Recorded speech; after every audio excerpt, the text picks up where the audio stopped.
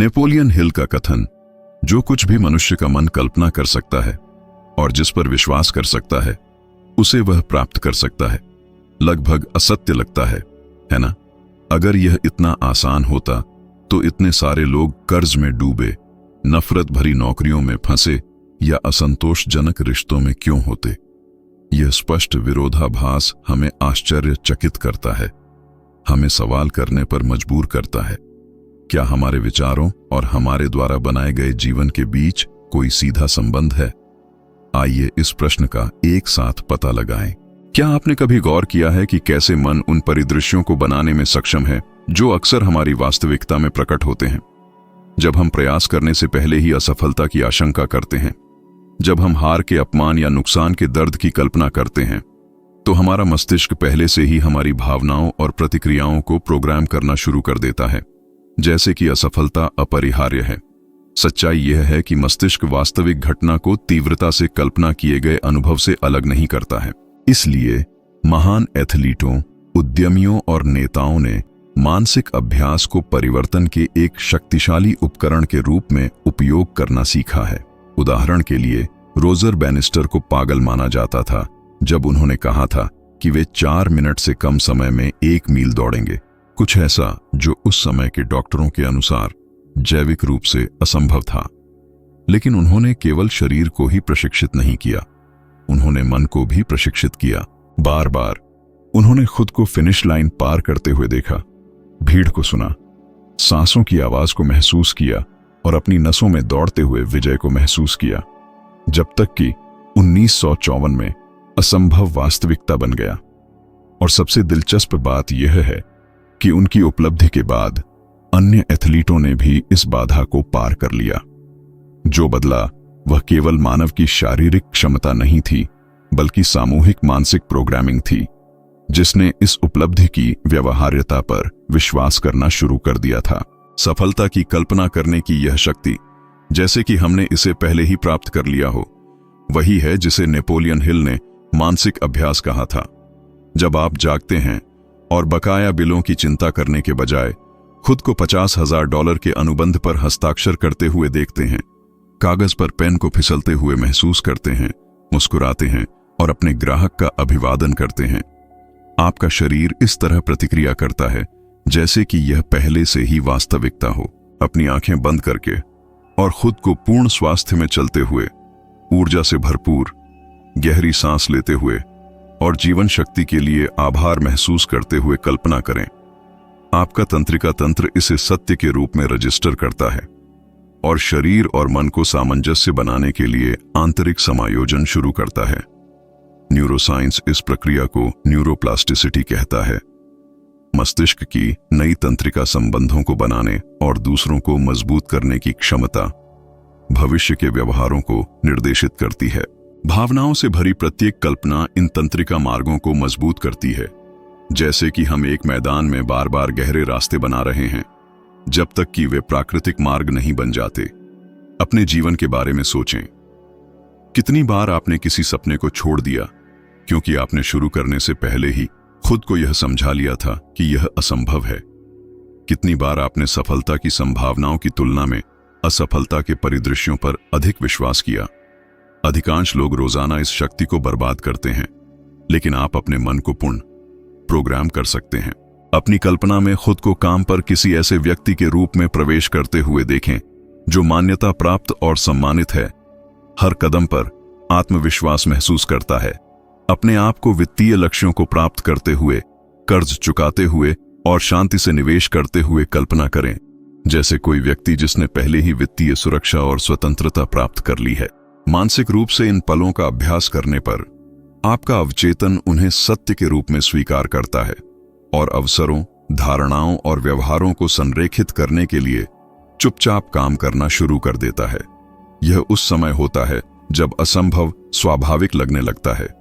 छोटे छोटे निर्णय बदल जाते हैं, बातचीत में एक अलग अंदाज आ जाता है, पहले अदृश्य अवसर आपके सामने आते हैं।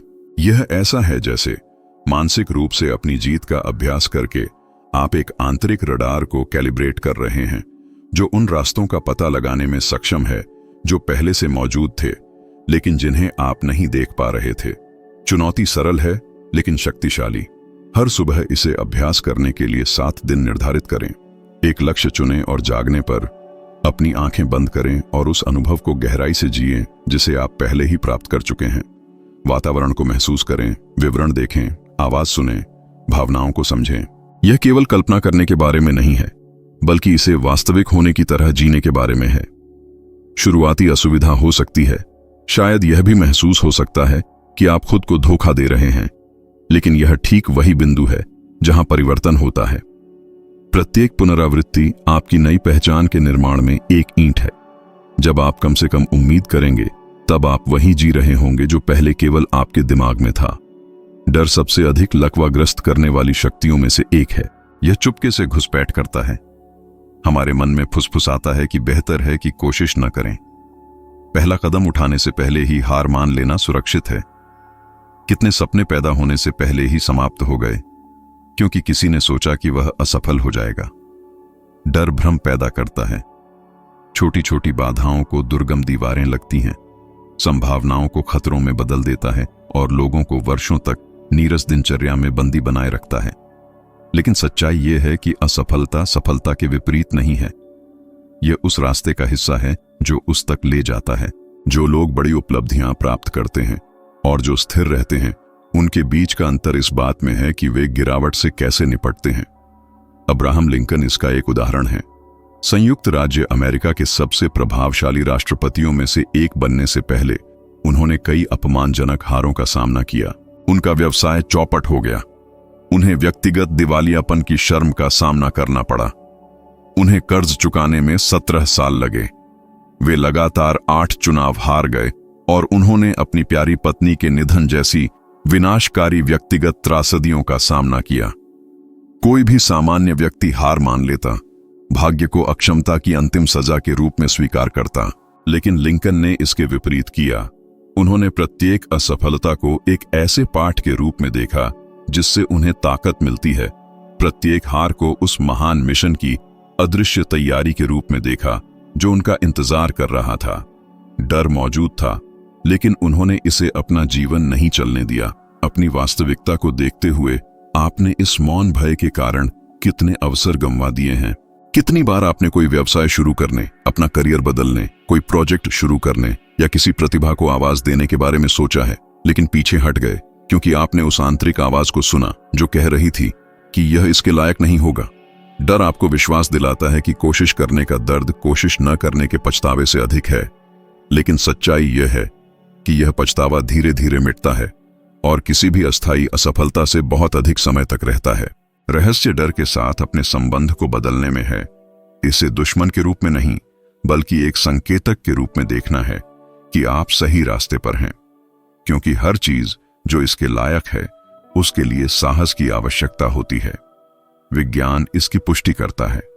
मनोविज्ञान में अध्ययन दर्शाते हैं कि जब हम इस विश्वास के साथ काम करते हैं कि सफलता अपरिहार्य है, तो मस्तिष्क डोपामाइन जैसे न्यूरोट्रांसमीटर जारी करता है जो प्रेरणा को बढ़ाता है और कोर्टिसोल के स्तर को कम करता है जो तनाव से जुड़ा होता है।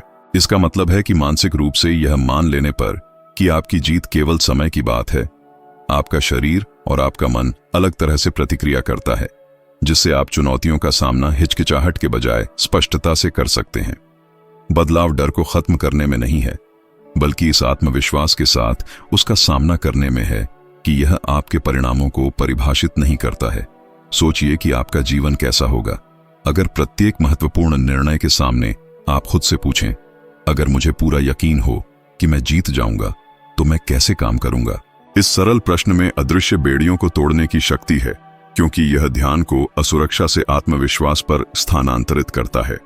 यह कठिनाइयों को नकारने के बारे में नहीं है, बल्कि जिस तरह से आप उन्हें देखते हैं उसे बदलने के बारे में है।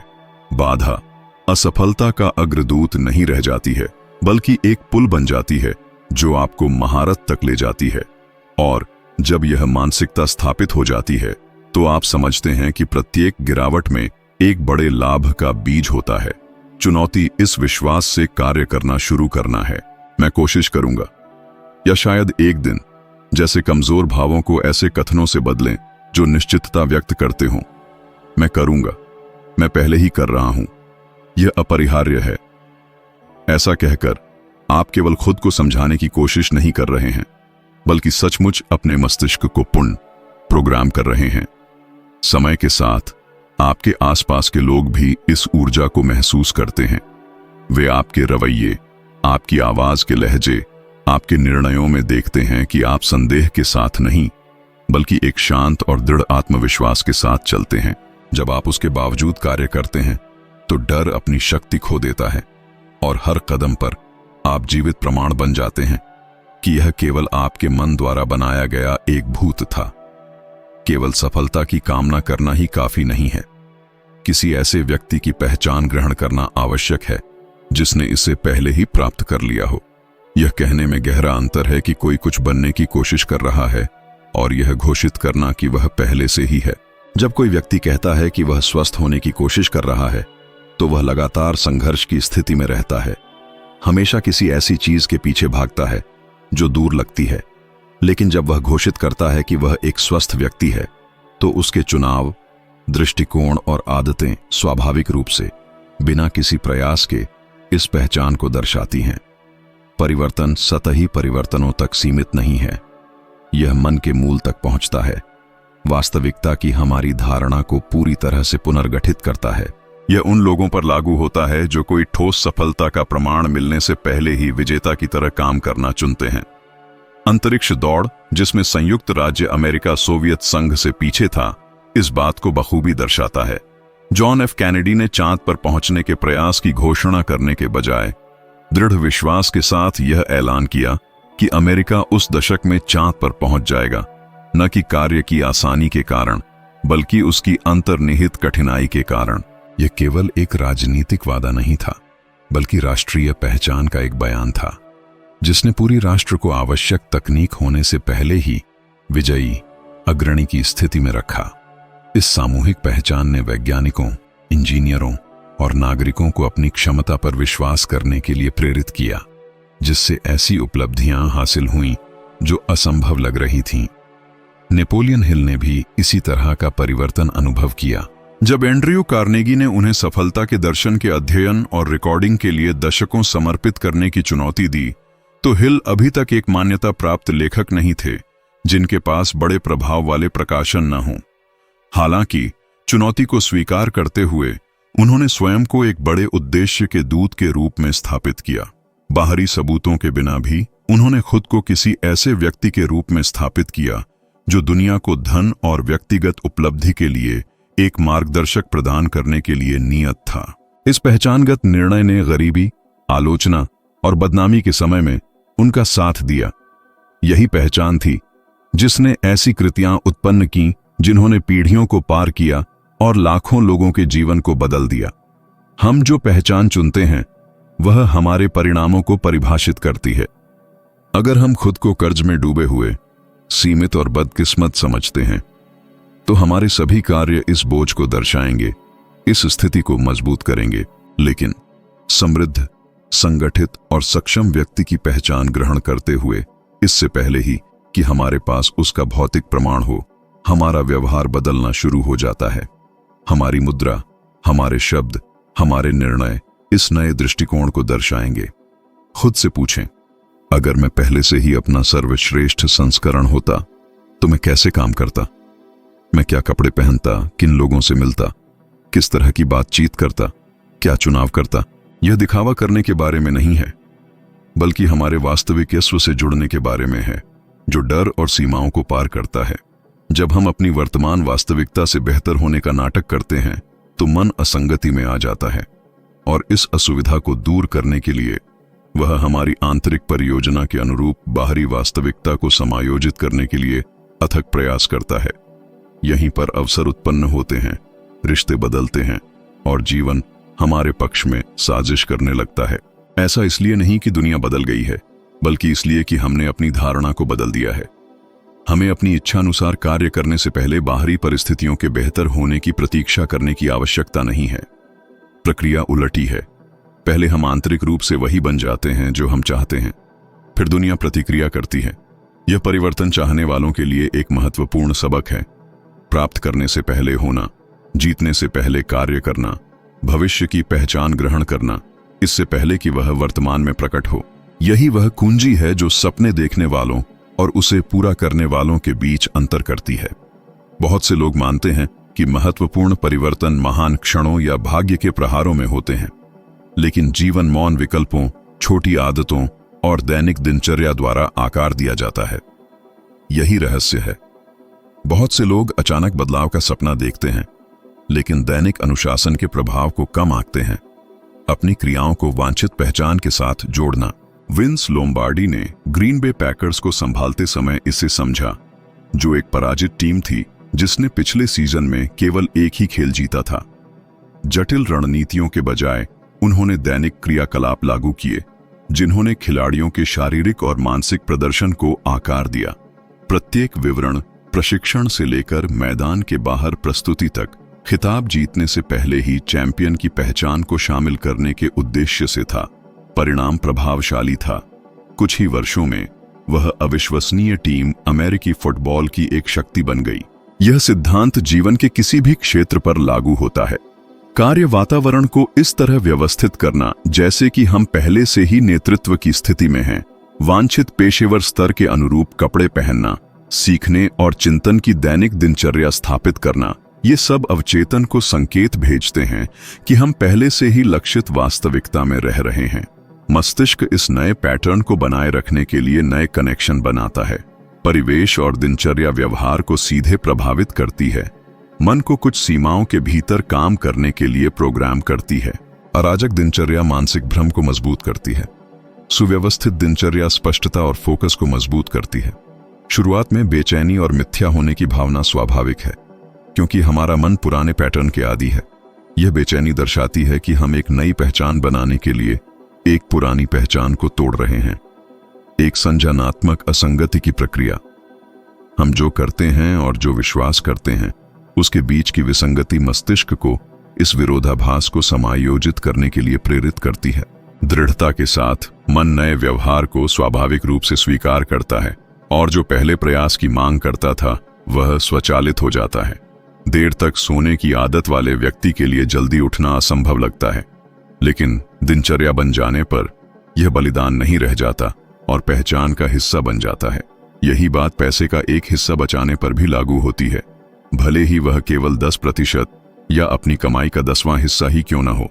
शुरू में यह दर्दनाक लगता है, लेकिन रोजाना दोहराया जाने पर यह स्वचालित हो जाता है, जब तक कि सुरक्षा प्रदान करने वाले वित्तीय भंडार का संचय नहीं हो जाता। बहुत से लोग शॉर्टकट ढूंढते हैं, छोटी स्थिरताओं के प्रति प्रतिबद्धता के बिना विशाल परिणामों की उम्मीद करते हैं, और इसीलिए वे असफल हो जाते हैं। रहस्य दैनिक क्रियाकलाप बनाना है जो वांछित जीवन के अनुरूप हो। 3 चीजें लिखें जिनके लिए आप आभारी हैं। अपनी जगह को सफल व्यक्ति की तरह व्यवस्थित करें। रोजाना 15 मिनट कुछ ऐसा पढ़ें जो आपके दृष्टिकोण का विस्तार करे। ऐसी बातचीत में निवेश करें जो आपके स्तर को ऊंचा उठाए। छोटे छोटे काम जो दोहराए जाने पर जमा होते हैं और चुपचाप एक नई पहचान बनाते हैं। समय के साथ ये क्रियाकलाप व्यवहार को बदल देते हैं और हमारी आत्मधारणा को फिर से परिभाषित करते हैं। हम जो कोशिश कर रहे हैं वह नहीं रह जाते, बल्कि वह बन जाते हैं जो हम पहले से ही हैं। बाहरी दुनिया अलग तरह से प्रतिक्रिया करती है, क्योंकि अब हम ऐसे नहीं काम करते जो बदलना चाहते हैं, बल्कि ऐसे जो पहले ही बदल चुके हैं। शब्दों का बहुत अधिक प्रभाव होता है। ये अवचेतन को सीधे आदेश हैं, हमारी धारणा और क्रियाओं को आकार देते हैं। मैं नहीं कर सकता, मैं कोशिश करूंगा, शायद ये सही हो जाए, जैसे वाक्य मन को संदेह और असुरक्षा के लिए प्रोग्राम करते हैं। दूसरी ओर, मैं करूंगा, मैं हूं, यह पहले से ही हो रहा है, जैसे दृढ़ विश्वास के शब्द सत्य के रूप में प्राप्त होते हैं। इस नई वास्तविकता को बनाए रखने के लिए व्यवहारों को संरेखित करते हैं। विंस्टन चर्चिल की कहानी भाषा की शक्ति को दर्शाती है। द्वितीय विश्व युद्ध के सबसे महत्वपूर्ण क्षण में जब इंग्लैंड कमजोर था, उसने हम प्रतिरोध करने की कोशिश करेंगे नहीं कहा, बल्कि दृढ़ता से घोषणा की, हम कभी हार नहीं मानेंगे। इन शब्दों ने निराशा की कगार पर एक राष्ट्र में एक मनोवैज्ञानिक किला बनाया, जिससे नागरिकों को जीत पर विश्वास हो गया, भले ही हार हो रही हो। भाषा ने एक जनता की पहचान को आकार दिया और इतिहास के रास्ते को बदल दिया। अपने जीवन के बारे में सोचें। कितनी बार आपने अपने सपनों को कमजोर शब्दों का उपयोग करके बिना जाने नष्ट किया है? मैं अपने कर्ज चुकाने की कोशिश करूंगा। यह सरल वाक्य आपके अवचेतन मन में अनिश्चितता, एक कमजोरी का संचार करता है जो आपकी क्रिया को कमजोर करता है। लेकिन मैं अपनी वित्तीय स्वतंत्रता का निर्माण कर रहा हूं कहकर आप दृढ़ विश्वास की एक शक्तिशाली खुराक का इंजेक्शन लगाते हैं। संसाधनों के साथ अपने संबंध को पूरी तरह से बदल देते हैं, अवसरों के सामने अपना रवैया और सबसे महत्वपूर्ण बात, अपना दृढ़ संकल्प। विज्ञान इस परिवर्तन की पुष्टि करता है। मनोविज्ञान के अध्ययन इस बात की पुष्टि करते हैं कि हमारे शब्द विभिन्न मस्तिष्क सर्किट को सक्रिय करते हैं। अनिश्चितता से भरे वाक्य जैसे मुझे उम्मीद है कि यह सही हो जाएगा, चिंता और भय से जुड़े क्षेत्रों को जगाते हैं, जबकि दृढ़ बयान जैसे यह सही हो जाएगा आत्मविश्वास और निर्णय लेने की क्षमता से जुड़े क्षेत्रों को सक्रिय करते हैं। रहस्य अपनी भाषा पर नजर रखने, धीरे धीरे सीमित अभिव्यक्तियों को समाप्त करने और उन्हें मजबूत करने वाले कथनों से बदलने में निहित है। यह अभ्यास आंतरिक संवाद, उस मौन बातचीत पर लागू होता है जो हम अपने आप से करते हैं, साथ ही दूसरों के साथ संचार पर भी। मैं कोशिश करूंगा को मैं करूंगा से बदलना मानसिक पुनर्प्रोग्रामिंग का एक कार्य है। नए तंत्रिका संबंधों का निर्माण जो एक विजयी मानसिकता को मजबूत करता है। शुरुआत में यह प्रक्रिया कृत्रिम लग सकती है, एक ऐसी वास्तविकता की थोपना जो अभी दूर है, लेकिन यह निरंतर पुनरावृत्ति ही है जो एक नई पहचान बनाती है। समय के साथ आपके शब्द केवल कथन नहीं रह जाते हैं, बल्कि आपके सार को दर्शाते हैं। यह परिवर्तन आपके आसपास के लोगों के लिए स्पष्ट हो जाता है। वे आपकी आवाज के स्वर में दृढ़ता, आपके रवैये में आत्मविश्वास, आपके निर्णयों में स्पष्टता देखते हैं। ऐसा लगता है जैसे इन शब्दों से निकलने वाली ऊर्जा नए अवसरों को आकर्षित करती है और संदेह को दूर करती है। अभी से ही अपनी भाषा का अवलोकन करना और उसे बेहतर बनाना शुरू करें। किसी बाधा के सामने और अगर मैं असफल हुआ पूछने के बजाय मैं कैसे जीत सकता हूं, पूछें। एक वित्तीय लक्ष्य निर्धारित करते समय मैं पैसे बचाने की कोशिश करूंगा को मैं हर दिन धन का निर्माण कर रहा हूं से बदलें। हर छोटा बदलाव आपके मन में बोया गया एक बीज है जो समय के साथ ठोस परिणामों में अंकुरित होता है। याद रखें, आपके द्वारा चुने गए शब्द न केवल आपके जीवन का वर्णन करते हैं, बल्कि हर पल उसे बनाते भी हैं। कम ही लोग अपने आसपास के माहौल और लोगों के हमारे विचारों, निर्णयों और परिणामों पर मौन प्रभाव को समझते हैं। मानव मन एक नदी के समान है जो सबसे आसान रास्ता ढूंढता है। एक अव्यवस्थित माहौल जो शंकाओं और निराशावाद से भरा हो, अनिवार्य रूप से आपके मन को उन्हीं मानदंडों में ढाल देगा। हालांकि सकारात्मक प्रोत्साहनों से सचेत रूप से घिरे रहकर आप एक अदृश्य ढाल बनाते हैं जो आपके परिवर्तन को गति प्रदान करता है। एंड्रयू कार्नेगी अपने समय के सबसे अमीर लोगों में से एक और नेपोलियन हिल के संरक्षक का दावा था कि उनका सबसे बड़ा रहस्य संचित धन नहीं, बल्कि उनके साथ रहने वाले लोग थे। उन्होंने मास्टरमाइंड के सिद्धांत की कल्पना की, जो विचारों और अवसरों को उत्पन्न करने के लिए पूरक दिमागों का मिलन है।